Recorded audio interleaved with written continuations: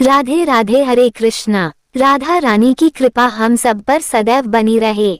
आप सभी का दिन शुभ हो।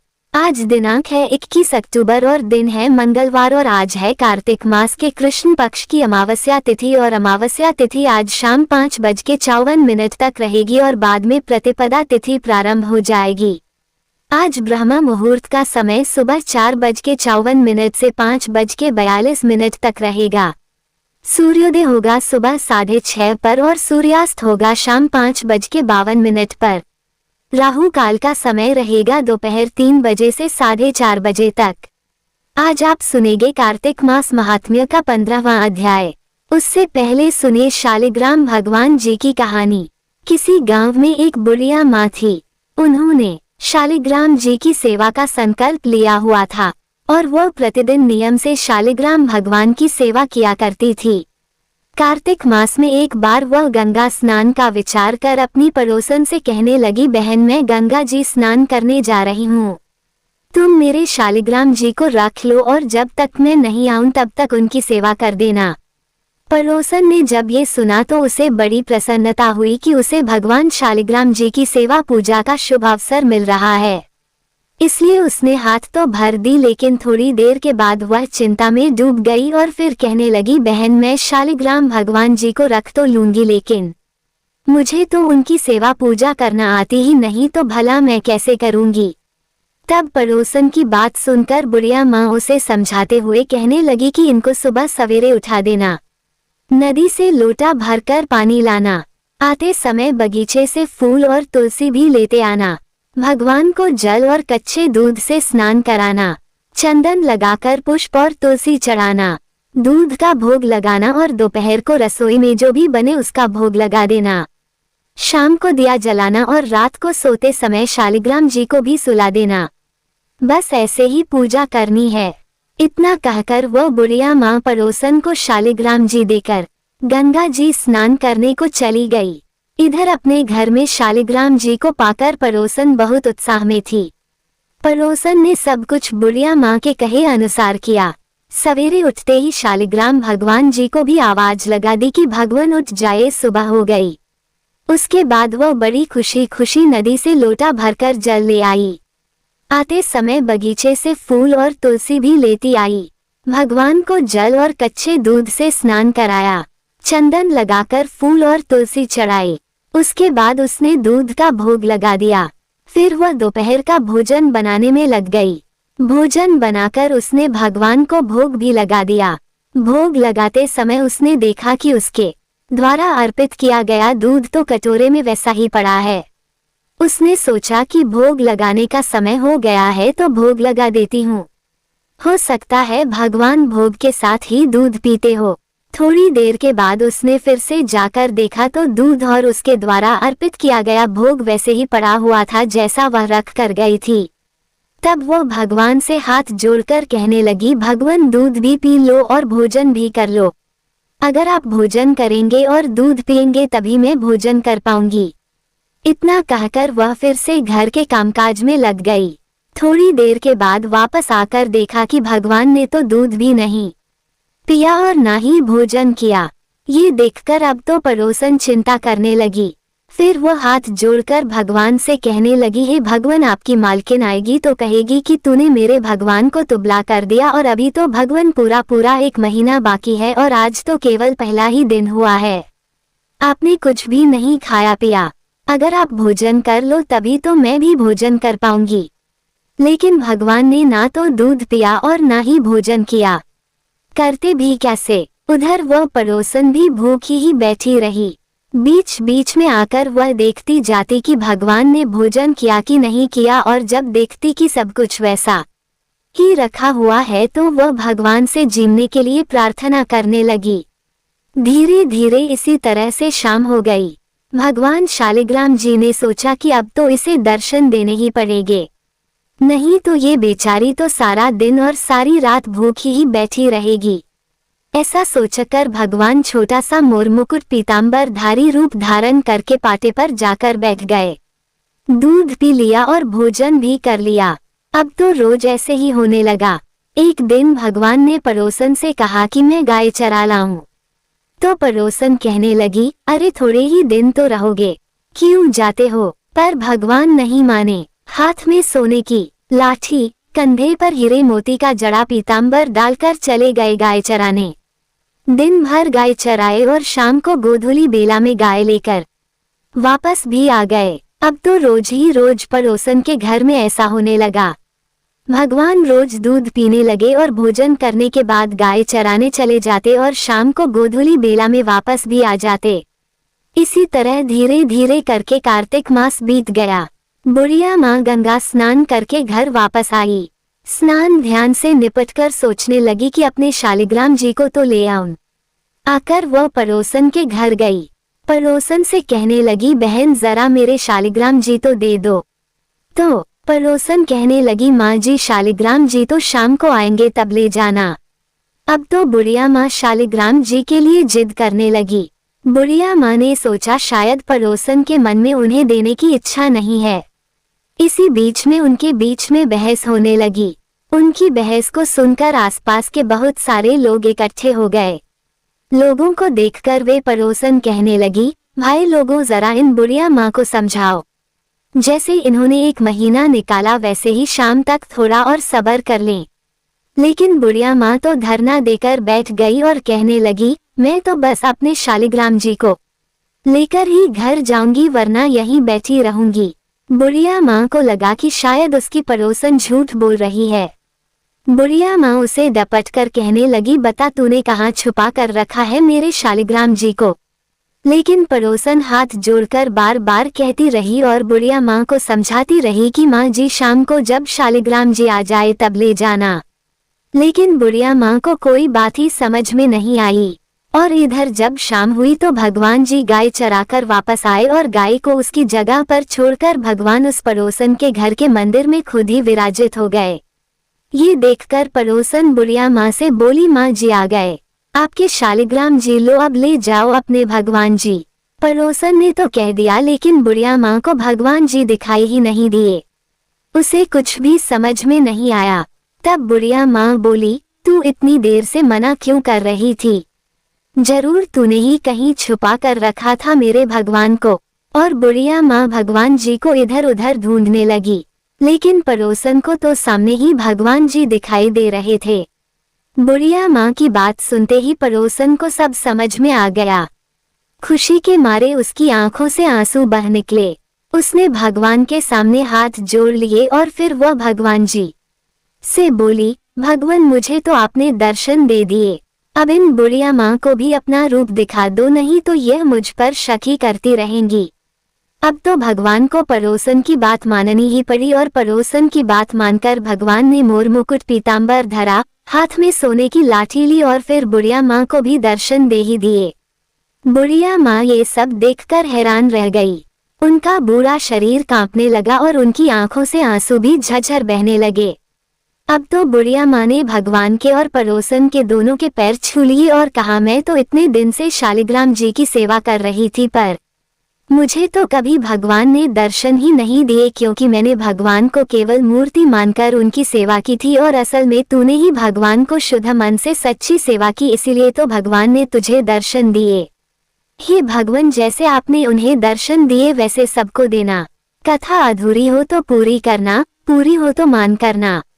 इस कथा को कहने, सुनने और हुंकारा भरने वाले सभी की मनोकामनाएं पूर्ण करना।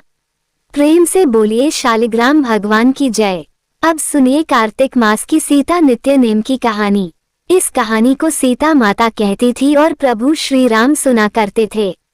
एक दिन श्री राम भगवान को किसी काम के लिए बाहर जाना पड़ा, तो सीता माता कहने लगी कि भगवान मेरा तो 12 वर्ष का नित्यनेम है, अब आप बाहर जाएंगे तो मैं अपनी कहानी किसे सुनाऊंगी। तब श्री राम ने कहा कि सीते आप कुएं की पाल पर जाकर बैठ जाना और वहां पर जो भी औरतें पानी भरने आएंगी उन्हें अपनी कहानी सुना दिया करना। सीता माता कुएं की पाल पर जाकर बैठ गई।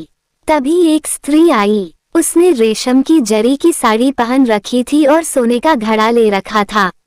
सीता माता उसे देखकर कहने लगी, बहन मेरा 12 वर्ष का नित्यनेम सुन लो।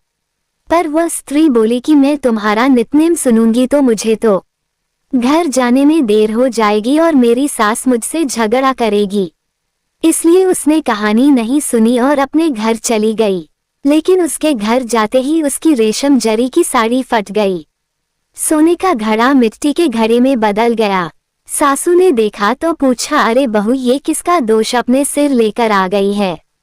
बहू बोली, माँ जी, कुएं पर एक औरत बैठी थी। उसने अपनी कहानी सुनने के लिए कहा, लेकिन मैंने नहीं सुनी। शायद उसी का ये फल मुझे मिला है।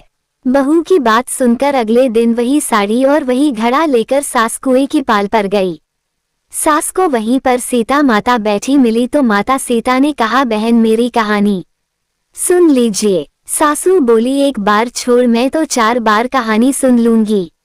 तब सीता माता बोली, राम आए, लक्ष्मण आए, देश के पुजारी आए, नित नेम का नेम लाए, आओ राम बैठो, राम तपी रसोई जिमो, राम माखन मिश्री खाओ, राम दूध बताशा पियो, राम सूत के पलका मोठो, राम शाल दुशाला पोठो, राम शाल दुशाला ओढ़ो, राम जब बोलू राम ही राम, राम सवारे सबके काम, खाली घर भंडार भरेंगे, सबका बीड़ा पार करेंगे, श्री राम जय राम जय जय राम। सासू बोली, बहन, कहानी तो बहुत अच्छी लगी। फिर कहानी सुनकर सासू घर चली गई और उसकी साड़ी फिर से रेशम जरी की बन गई। मिट्टी का घड़ा भी फिर वापस से सोने के घड़े में बदल गया। बहू ने देखा तो कहने लगी, सासू माँ, आपने ये सब कैसे किया? सासू बोली, बहू, तू दोष लगाकर आई थी और मैं अब दोष उतार कर आ रही हूँ। बहू ने पूछा कि माँ जी, वो कुएं वाली स्त्री कौन है? सासू ने बताया कि वह तो सीता माता थी। वह पुराने से नया कर देती हैं, खाली घर में भंडार भर देती हैं। वो लक्ष्मी जी का वास घर में कर देती हैं और मनुष्य की जो भी इच्छा हो उसे पूर्ण कर देती हैं। बहू बोली, माँ जी, फिर तो ऐसी कहानी मुझे भी सुना दो। सास बोली कि ठीक है, तुम भी सुनो। फिर सास ने कहानी शुरू की। राम आए, लक्ष्मण आए, देश के पुजारी आए, नित नेम का नेम लाए, आओ राम बैठो, राम तपी रसोई जिमो, राम माखन मिश्री खाओ, राम दूध बताशा पियो, राम सूत के पलका मोठो, राम शाल दुशाला पोठो, राम शाल दुशाला ओढ़ो, राम जब बोलूं राम ही राम, राम सवारे सबके काम, खाली घर भंडार भरेंगे, सबका बेड़ा पार करेंगे, बोलो श्री राम जय जय राम। कहानी सुनकर बहू बोली, माँ जी, कहानी तो बहुत अच्छी है। सासू ने कहा, ठीक है, अब से हम इस कहानी को रोज किया करेंगे। अब सास बहू रोज सवेरे उठती, नहाती धोती और पूजा करने के बाद नितनेम की सीता माता की कहानी कहती थी। एक दिन की बात है, उनके यहाँ पड़ोस की एक औरत आई और बोली कि बहन, जरा सी आंच तो देना। तो बहू बोली कि आंच तो अभी हमने जलाई ही नहीं। पड़ोसन बोली, तो फिर तुम सुबह 4 बजे से उठकर क्या कर रही हो? तो उन्होंने कहा कि हम तो सुबह सुबह उठकर पूजा करते हैं। फिर सीता माता की नितनेम की कहानी कहते हैं। पड़ोसन ने उनकी बात सुनकर फिर कहा कि सीता माता की कहानी कहने से तुम्हें क्या मिला? तब वे दोनों बोली कि सीता माता की कहानी कहने से घर में भंडार भर जाते हैं, सारे काम पूर्ण हो जाते हैं, मन की इच्छा भी पूरी होती है। पड़ोसन ने कहा, बहन, अगर ऐसा है तब तो फिर मुझे भी कहानी सुना दो। तब बहू बोली कि ठीक है, तुम भी यह कहानी सुन लो। राम आए, लक्ष्मण आए, देश के पुजारी आए, नित नेम का नेम लाए, आओ राम बैठो, राम तपी रसोई जिमो, राम माखन मिश्री खाओ, राम दूध बताशा पियो, राम सूत के पलका मोठो, राम शाल दुशाला पोठो, राम शाल दुशाला ओढ़ो, राम जब बोलूं राम ही राम, राम सवारे सबके काम, खाली घर भंडार भरेंगे, सबका बेड़ा पार करेंगे, श्री राम जय जय राम। पड़ोसन ने इस कहानी को सुना तो कहने लगी, बहन, कहानी तो बहुत अच्छी लगी। अब वह पड़ोसन भी नितनेम सीता माता की कहानी कहने लगी। कहानी कहने से सीता माता ने पड़ोसन के भी धन के भंडार भर दिए। देखते ही देखते अब तो पूरे मोहल्ले में नितनेम की कथा चल पड़ी और हर किसी की मनोकामना पूर्ण होने लगी। हे सीता माता, जैसे आपने उन सभी के भंडार भरे वैसे ही हमारे भी भरना। कहानी कहने वाले, सुनने वाले और हुंकार भरने वाले सबके भरना। सभी प्रेम से बोलिए सीता मैया की जय। अब सुनिए आज का अध्याय। महाराज पृथु ने देवर्षि नारद जी से पूछा, हे देवर्षि, यम पंचक काल में दीपदान का क्या महत्व और विधान है?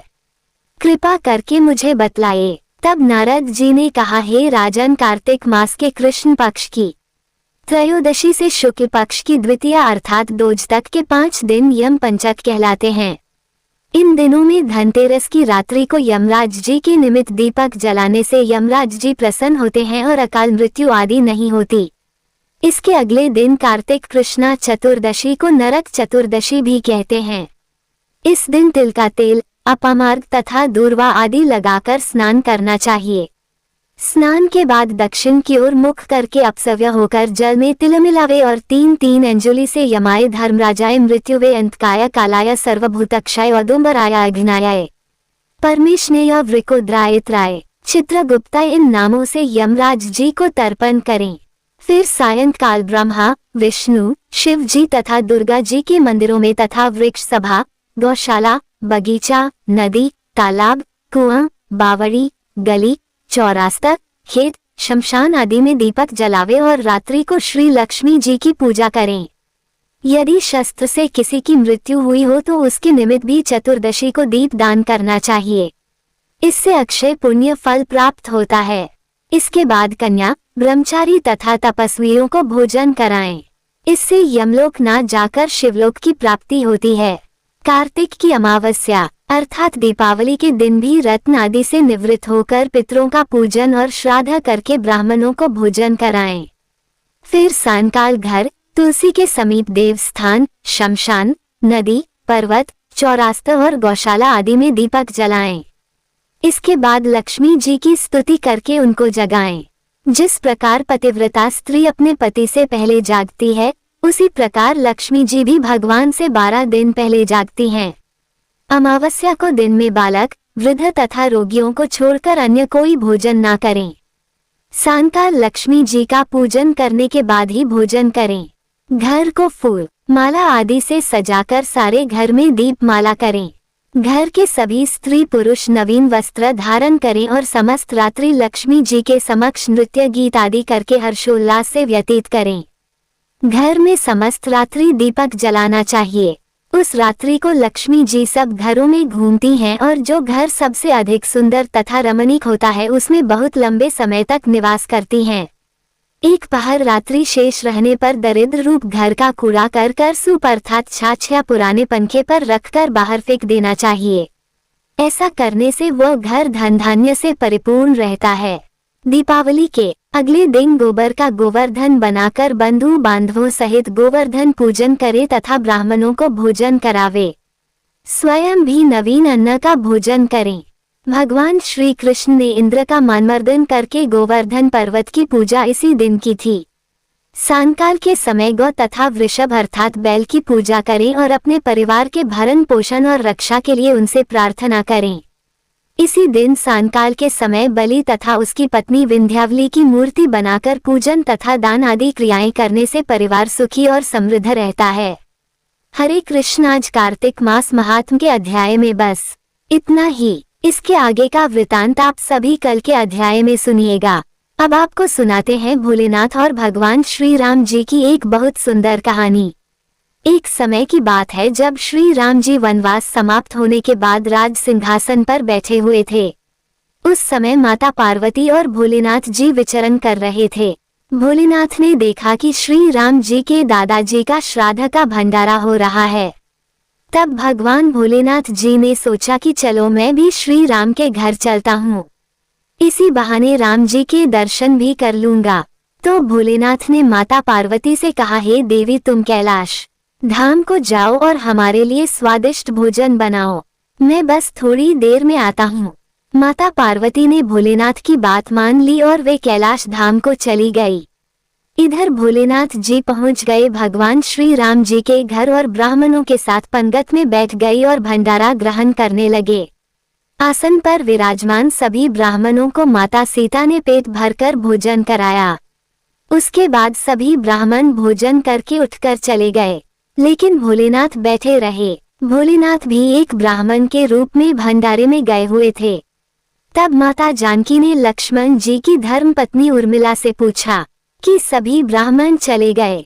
तो माता उर्मिला बोली कि सभी ब्राह्मण तो उठकर चले गए हैं, लेकिन केवल एक ही बैठे हुए हैं। तब माता जानकी जी बोली, अच्छा कोई बात नहीं, थोड़े ज्यादा भूखे होंगे इसलिए इन्हें अच्छे से भोजन करा दो। तब माता जानकी उर्मिला सहित अपनी सखियों के साथ भोलेनाथ को भरपेट भोजन कराने लगी। भोलेनाथ भोजन करते ही गए, खाते ही गए, लेकिन उनका पेट नहीं भरा।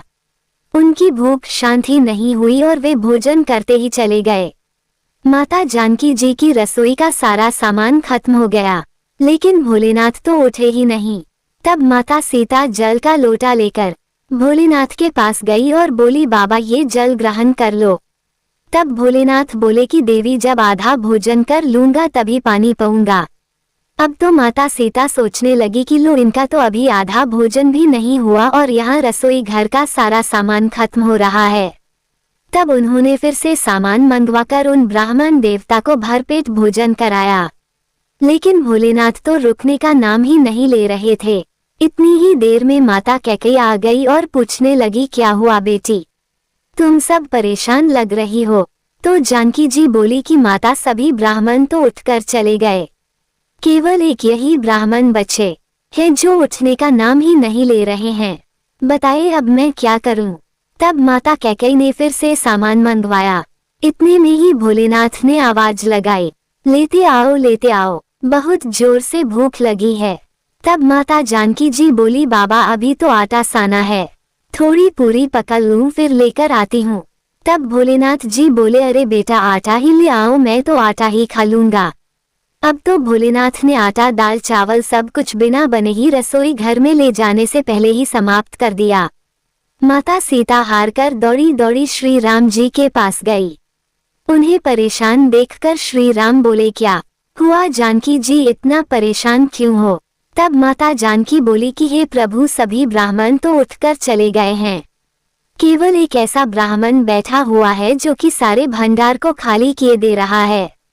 राशन मंगवा कर लाओ तो रसोई घर में जाने से पहले ही बोरियों की बोरियां समाप्त कर दे रहा है। सीता जी की बात सुनकर श्री राम बोले, चलो मैं देखता हूँ कि ऐसा कौन आ गया है। श्री राम जी भंडारे में पहुंच गए, देखते ही पहचान गए कि अरे ये तो मेरे भोलेनाथ जी हैं। तब श्री राम ने भोलेनाथ को मन ही मन प्रणाम किया और कहने लगे कि जानकी जी, इन्हें तो कोई नहीं खिला सकता, इनको तो केवल अन्नपूर्णा माँ ही खिला सकती हैं। तब राम जी ने मन ही मन माता पार्वती जी को बुलाया और तब माता पार्वती जी प्रकट होकर बोली, क्या हुआ श्री राम जी, आपने मुझे क्यों याद किया?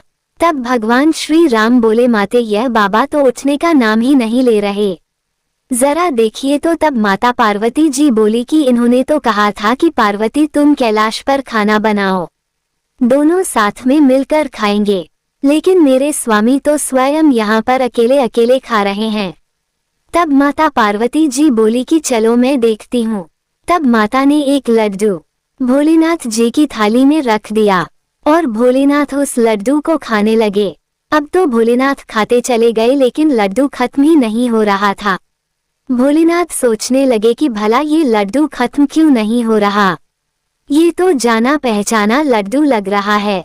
भोलेनाथ जी ने सोचा कि यह कौन सा लड्डू माता सीता उन्हें खिला रही हैं। तब उन्होंने नजर उठाकर माता सीता को देखना चाहा। तब सामने माथे पर लाल बिंदी लगाए स्वयं अन्नपूर्णा माता पार्वती जी खड़ी थी। माता बोली, और कितने लड्डू रख दूं? माता पार्वती को देखते ही भोलेनाथ बोले, बस हो गया, मेरा पेट भर गया है। भोलेनाथ जी अब उठ गए। अब उनका पेट वास्तव में भर चुका था। भोलेनाथ जी भोजन करके उठ गए। तब भगवान श्री राम जी ने सीता जी सहित भोलेनाथ और माता पार्वती जी का बहुत बहुत आदर सत्कार किया और भगवान भोलेनाथ ने प्रसन्न होकर माता जानकी को अखंड सौभाग्यवती होने का आशीर्वाद दिया। फिर भगवान शिव देवी पार्वती सहित अंतर्ध्यान हो गए। सभी प्रेम से बोलिए, बोले शंकर भगवान की जय, सियापति रामचंद्र जी की जय। अब सुनिए तुलसी स्तोत्र, चालीसा पाठ और आरती। सनातन धर्म में तुलसी को अत्यंत पूजनीय माना जाता है। जिस घर के आंगन में तुलसी होती है वहाँ कभी कोई कष्ट नहीं आता और माँ तुलसी के नाम के उच्चारण मात्र से ही भगवान विष्णु प्रसन्न हो जाते हैं। तुलसी जी में जल चढ़ाने से घर में सुख समृद्धि आती है तथा हर प्रकार के रोग शोक आदि व्याधि से मुक्ति मिल जाती है। तुलसी जी की पूजा करते समय श्री तुलसी स्तोत्र का पाठ जरूर करना चाहिए। ऐसा करने से माता तुलसी जल्द प्रसन्न होती हैं और माता तुलसी जी की पूजा का भक्तों को 2 गुना फल मिलता है। तो प्रिय श्रोताओं, अब आपको पुंडरीकृत तुलसी स्तोत्र का हिंदी अनुवाद सुना रहे हैं। आप सब भी मन में श्रद्धा रखकर तुलसी स्तोत्र का हिंदी अनुवाद सुनिए। देवी तुलसी माँ को मेरा प्रणाम है। मैं आपको नमन करता हूँ। हे विश्व की पालक, आप श्री हरि की परम प्रिय हैं। हे देवी, आपकी शक्ति के कारण ब्रह्मा से लेकर सभी देवता इस संपूर्ण संसार को बनाए रखने और उसका अंत करने में सक्षम हैं। इसका अर्थ है कि आपके कारण ही ब्रह्मा जी के साथ अन्य देवतागण सृष्टि के निर्माण, उसके पालन पोषण और विनाश में लगे हुए हैं। देवी तुलसी जी, आपको मेरा प्रणाम है जो जीवन में कल्याण लाती है। उन देवी तुलसी को नमस्कार है जो श्री विष्णु जी की प्रिय है और जो शुभ है, मुक्ति प्रदान करने वाली और समृद्धि प्रदान करने वाली देवी तुलसी को नमस्कार है। देवी तुलसी को नमस्कार है। हे देवी, कृपया मुझे सभी प्रकार के दुर्भाग्य और विपत्तियों से बचाए रखना। हे देवी, आपकी महिमा का वर्णन करना, यहाँ तक कि आपका स्मरण मात्र ही मनुष्य को पवित्र बना देता है। देवी तुलसी जी को प्रणाम। मैं देवी तुलसी को पूरी श्रद्धा के साथ प्रणाम करता हूँ, जो देवियों में सबसे प्रमुख हैं और जिनका तेजोमय रूप है, जिसे देखकर इस नश्वर संसार के सभी पापी अपने पापों से मुक्त हो जाते हैं। देवी तुलसी को मेरा प्रणाम है। इस पूरे विश्व को देवी तुलसी जी ने संरक्षित किया है, जिसमें गतिमान और अचल दोनों प्राणी शामिल हैं। देवी पापी व्यक्ति के सभी पापों को नष्ट कर देती हैं, एक बार जब वे उन्हें देखते हैं और भक्ति के साथ उनके सामने आत्मसमर्पण करते हैं। इसका अर्थ है कि माता तुलसी चर और अचर समेत पूरे जगत की रक्षा करती हैं और अपने दर्शन मात्र से ही पापी मनुष्यों के सभी पापों को नष्ट कर देती हैं, या फिर तुलसी जी के दर्शन मात्र से ही पापियों के पाप नष्ट हो जाते हैं। देवी तुलसी को मेरा प्रणाम है। जो भी श्रद्धा के साथ देवी तुलसी के सामने हाथ जोड़कर प्रणाम करते हैं, वे इस कलयुग के बंधनों को पार कर जाते हैं और सभी प्रकार के सुख और प्रसन्नता को प्राप्त करते हैं। फिर चाहे वह महिला हो, व्यापारी हो या अन्य कोई भी जनवी तुलसी को मेरा नमस्कार। देवी तुलसी के समान इस पृथ्वी पर और कोई देवता नहीं है। देवी विश्व को उसी प्रकार शुद्ध करती हैं जैसे वैष्णव भगवान विष्णु जी के संग से शुद्ध होते हैं। देवी तुलसी को मेरा प्रणाम। इस कलयुग में भगवान विष्णु जी के माथे पर तुलसी पत्र चढ़ाना भक्तों के मस्तक पर विष्णु जी के वरदान, कृपा और आशीर्वाद को हमेशा बनाए रखता है। इसका अर्थ है कि जो भी व्यक्ति इस कलयुग में भगवान श्री विष्णु जी के मस्तक पर तुलसी जी को अर्पित करता है, उसके ऊपर हमेशा भगवान विष्णु जी का आशीर्वाद बना रहता है। देवी तुलसी को नमस्कार है। तुलसी जी में हमेशा सभी देवी देवताओं का वास रहता है, इसलिए इस संसार में तुलसी जी की पूजा करना सभी देवी देवताओं की पूजा के समान है। इसका अर्थ है कि तुलसी जी की पूजा से सभी देवों की पूजा संपन्न हो जाती है। देवी तुलसी को मेरा नमस्कार है। आप सब कुछ जानने वाली हैं और भगवान विष्णु जी के प्रिय हैं। अपने भक्तों को आप सभी प्रकार की समृद्धि प्रदान करती हैं। देवी कृपया मुझे सभी प्रकार के पापों से बचाएं। हे देवी तुलसी जी को नमस्कार है। पहले के समय में ये भजन बुद्धिमान पुंडरीक के द्वारा हर रोज भगवान श्री विष्णु जी की पूजा करते हुए उन्हें तुलसी के पत्तों से अलंकृत करते हुए गाया जाता था। देवी तुलसी जी को नमस्कार है, जिनके 16 नाम हैं तुलसी, श्री महालक्ष्मी, विद्या, अविद्या, यशवनी, धर्म का अवतार यानी धर्मया, धर्मान्नाना देवी, देवी देव मना प्रिया यानी देवियों और देवों को प्रिय, लक्ष्मी जी की प्रिय सखी देवी, स्वर्ग भूमि यानी पृथ्वी, अचला यानी स्थिर, चला यानी अस्थिर। देवी तुलसी के इन 16 नामों का भक्तगण पाठ करते हैं या महिमा गाते हैं। देवी के 16 नामों का पाठ करने वाले भक्त आसानी से श्री हरि की भक्ति प्राप्त कर लेते हैं और अंत में भगवान विष्णु जी के चरण कमलों में स्थान प्राप्त करते हैं, जिन्हें माँ तुलसी, पृथ्वी, महालक्ष्मी, कमल की स्वामिनी और श्री हरि की प्रिया के नाम से भी जाना जाता है। देवी तुलसी को मेरा नमस्कार है। देवी तुलसी की सखी तुलसी जी शुभ प्रदान करती हैं, पापों को दूर करती हैं और सभी को पवित्र बनाती हैं, पुण्य प्रदान करती हैं। आपको प्रणाम है। देवी तुलसी जिनकी प्रशंसा देवर्षि नारद द्वारा की जाती है और श्री नारायण के प्रिय हैं, उन देवी तुलसी को हम सबका बारंबार प्रणाम है।